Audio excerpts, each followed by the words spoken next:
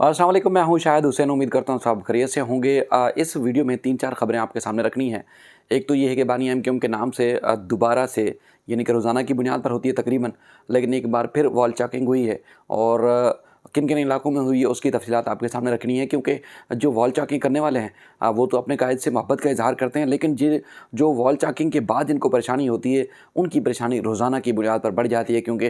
वो जाके मिटाते हैं और फिर कारकुनान आते हैं और दोबारा से वॉल चॉकिंग करके चले जाते हैं। उसकी तफसीलात आपके सामने रखनी है। इसके अलावा सूबाई हुकूमत में शमूलियत की ऑफ़र कर दी गई है। एमक्यूएम पाकिस्तान को ज़रा इस बात का दावा कर रहे हैं और उसके बाद फिर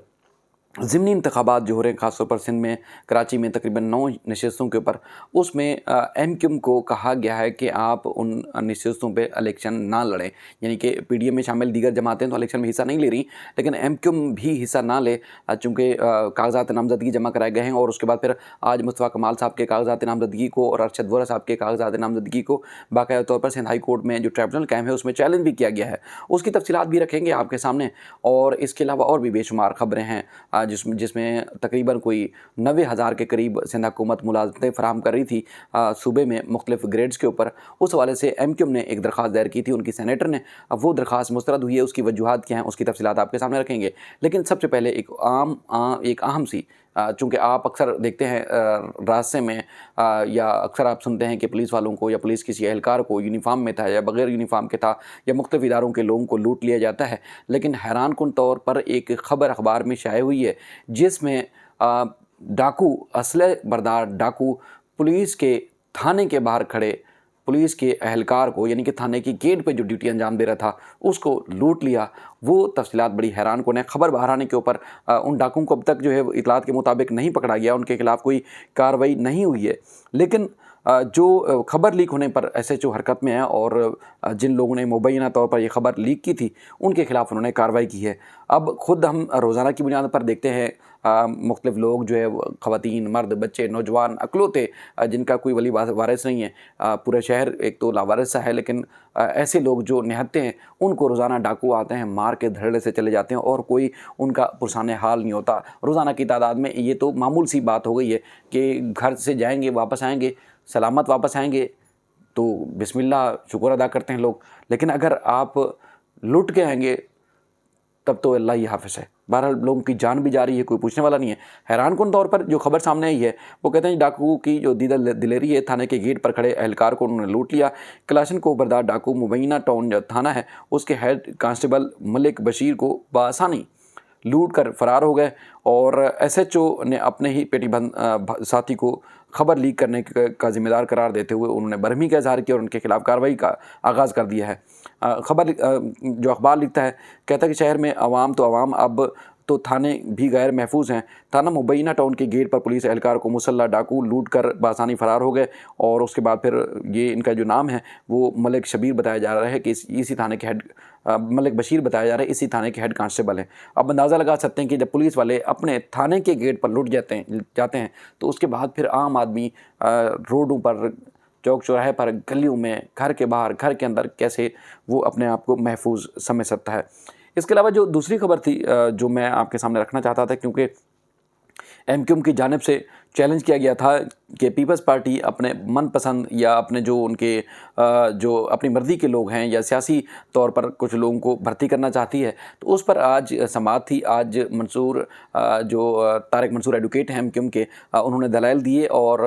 एमक्यूएम के सेनेटर्स की तरफ जो है दरख्वास्त दायर की गई थी। आज जस्टिस जुनैद गफ़ार साहब और जस्टिस फैसल आगा साहब की सरबराही में 2 रुकनी बेंच ने फ़ैसला महफूज किया और जस्टिस फैसल आगा ने ये 3 सफ़ात पर तकरीबन मुश्तमिल ये फ़ैसला है, उन्होंने फ़ैसला जारी किया। एमक्यूएम का कहना था कि आईबीए के ज़रिए सूबे में तकरीबन 55,000 जो महकमे हैं, 55 जो महकमे हैं उनमें 90,000 जो है मुलाज़मतों पर लोगों को भर्ती किया जा रहा है और ये मनपसंद भर्तियाँ हैं और उसका जो तरीक़ाकार है वो भी उसको फॉलो नहीं किया गया। अदालत ने एमक्यूएम की दरख्वास्त को मुस्तरद कर दिया है और खालिद आतीब की दरख्वास्त को मुस्तरद करार देते हुए अदालत ने अपने जो हुक्मनामा है उसमें लिखा है कि दरख्वास्त गुजार जो एक तो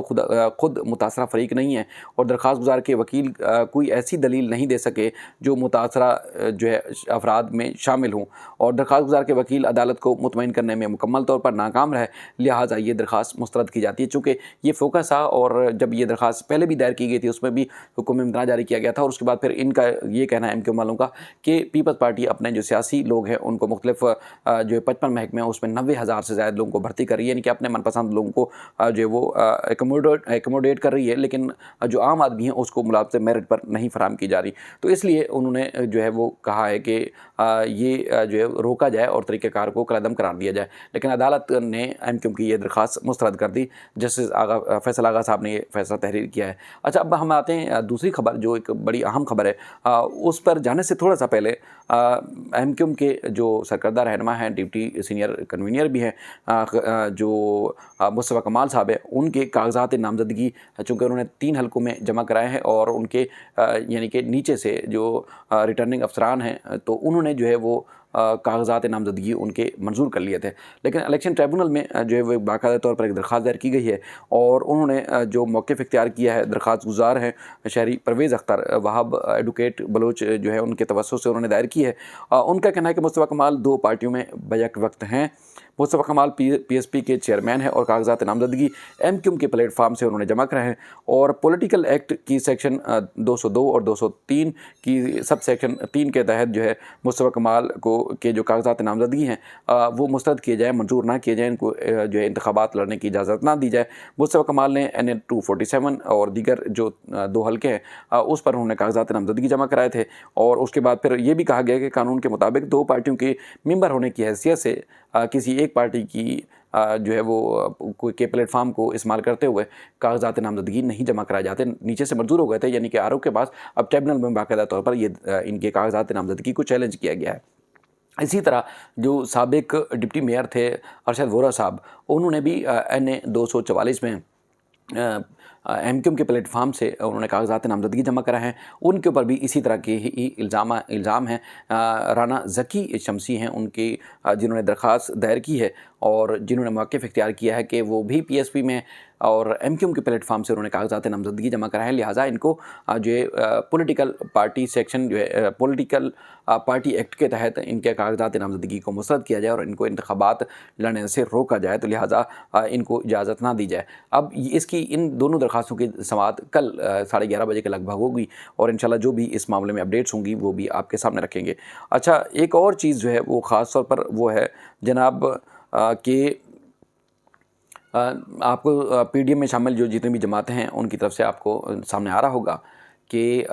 नून लीग और पीपल्स पार्टी ने तकरीबन इनकार किया है कि जो ज़मीनी इंतखाबात होंगे उनके रहनुमा या उनके भी जो भी उम्मीदवार हैं वो इसमें हिस्सा नहीं लेंगे। अच्छा, अब ख़ास तौर पर जो तफसीलात सामने आई हैं, MQ को भी मना किया गया है, उनको कोशिश की जा रही है कि आप भी इन जो इंतखाबात हो रहे हैं इन इंतखाबात में हिस्सा ना लें, क्योंकि MQ के अहम तरीन जो रहनुमा उन्होंने बाकायदा तौर पर कागज़ात नामज़दगी जमा कराए हैं। उसमें जो है पीपल्स पार्टी ने MQ पाकिस्तान को कराची के ज़मीनी इंतखाबात के बाइकआउट की तजवीज़ दी है, और उन्होंने ज़राए का दावा है कि उन्होंने ऑफ़र किया पीपल्स पार्टी ने कि एक बार फिर सिंध हुकूमत काबीना में आप शामिल हो जाए और बल्दियाती हल्का बंदियों का मामला निपटाएंगे, सिंध काबीना का फैसला बाद में करेंगे, और उसमें चूँकि ये MQ का कहना है। और उसके बाद फिर MQ ने बताया गया कि ज़मीनी इंतखाबात के बाइकआउट के लिए MQ पाकिस्तान के हतमी फ़ैसले के लिए उन्होंने वक्त मांगा है। ज़मीनी इंतखाबात से बाइकआउट के मामले पर राब्ता कमेटी इजलास में मुतअद्दिद अरकान जो है वो इलेक्शन लड़ने की उन्होंने तजवीज़ दी थी, और ये भी बताया गया है कि ज़मीनी इंतखाबात से मुतल्लिक़ आज शाम को गवर्नर जो हाउस में कामरान रसूरी साहब जो है राब्ता कमेटी के जो लोग हैं उनसे मुलाकात करेंगे, और PDM रहनुमाओं ने बाकायदा तौर पर भी इनसे रब्ता किया और कहा कि MQ की आदत जो है ज़मीनी इंतखाबात में हिस्सा ना ले, और MQ से कहा गया है MQ को कहा गया कि दरख्वास्त जो है वो MQ ने कहा ये जो दरख्वास्त है ये कहा गया है वो बाकायदा तौर पर राब्ता कमेटी के सामने रखी जाएगी। और अब तक MQ पाकिस्तान का जो फ़ैसला है, यानी कि इस वक्त जब हम वीडियो रिकॉर्ड कर रहे हैं उनका फ़ैसला इंतखाबात में भरपूर शिरकत का जो है वो फैसला किया गया है, यानी कि वो हर सूरत इंतखाबात में हिस्सा लेंगे। क्योंकि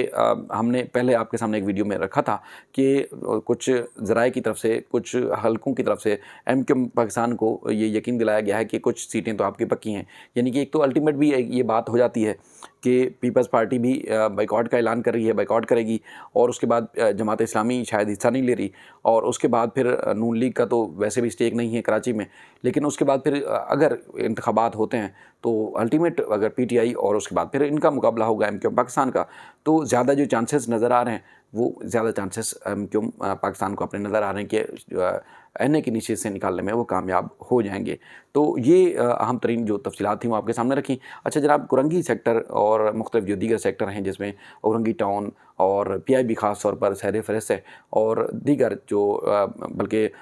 डिस्ट्रिक्ट सेंट्रल के इलाकों में और उसके बाद फिर डिस्ट्रिक्ट ईस्ट के इलाकों में एक बार फिर यानी कि 15 तारीख को भी बताया गया है कि मुख्तलिफ सेक्टर्स के जो कारकुनान हैं जो अपने बानी से किसी भी तरीके से मोहब्बत का इजहार करते हैं, तो उन्होंने एक बार फिर जो है वॉल चैकिंग की है, और तारीख भी आपको पता है वो लिखना नहीं भूलते, तो 15 फरवरी की जो है वो तारीख भी उसमें दर्ज की गई है। और उन्होंने इस बात का ऐलान एक बार फिर किया है कि बानी के बगैर कोई भी जो है वो काबिल कबूल नहीं होगा। यानी कि कायद है अगर MQM के, तो वो सिर्फ़ और सिर्फ बानी MQM अल्ताफ़ हुसैन साहब हैं, इसके अलावा कोई और कायद नहीं है, और उनके साथ जो हिमायत और जो मोहब्बत का सिलसिला उनका कहना है कि वो जारी रहेगा। मुख्तलिफ़ इलाकों में हल्का जो मुख्तलिफ़ जो इलाके हैं वहाँ पर इस तरह की वॉल चैकिंग पहले भी होती रही है, और उसके बाद फिर उसको फ़ौरन मिटा भी दिया जाता है। लेकिन आपको पता है जब वॉल चैकिंग होती है तो उसके बाद फिर तस्वीरें ख़ास तौर पर मंज़र-ए-आम पर ज़रूर आती हैं, तो इस बार भी इसी तरह तस्वीरें मंज़र-ए-आम पर आई हैं, और बाकी मामलात सियासी ख़ास तौर पर आने वाले दिनों में जो भी पेश रफ्त होगी आपके सामने रखेंगे। अपना ख्याल रखिएगा। अल्लाह हाफ़िज़।